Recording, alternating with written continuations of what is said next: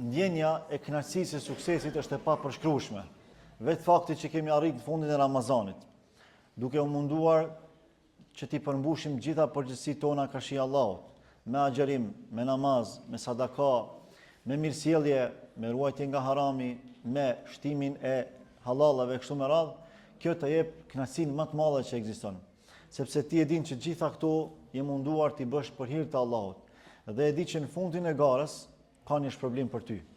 Kësaj është edhe me jetën tonë përgjithësi.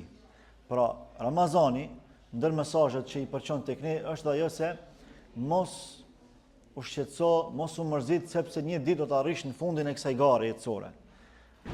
Është e pashmangshme se fundi do të ndodhë. Ideja është si do ta përjetojmë fundin.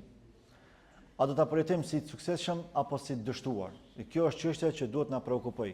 Prandaj përjetimi i një Ramazani të suksesshëm është një lloj ngrohtësie për shpirtin tonë, një lloj sihariçi, një lloj përgëzimi se kështu do të ndodhë me lejen e Allahut edhe në fundin e jetës tonë. Allahu thotë fastabiqul khairat, garoni në vepra të mira.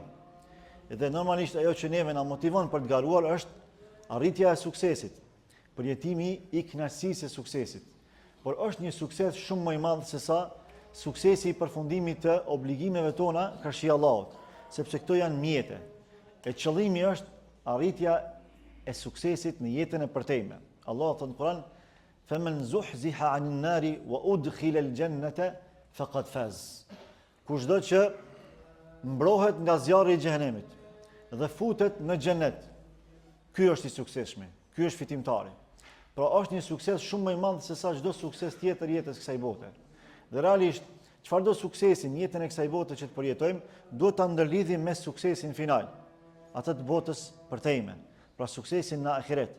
Prandaj kjo neve na motivon jetën e kësaj bote që të punojmë, që të angazhohemi, ne me kënaqësinë më të madhe ruhemi nga harami. Sado që harami mund të jenë joshëse, sepse është dëshira për me arrit xhenetin e Allahut, takimin me Allahun, ajo që neve na bën lehtësisht me i të kalu haramet.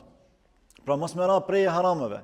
Edhe nëse eventualisht mund të gabojmë diku, është istighfari, pendimi i sinqert dhe çdo herë ajo droja, në anën tjetër edhe uzdaja që me dalë para madhrisë së Allahut si të falur dhe si suksesshëm.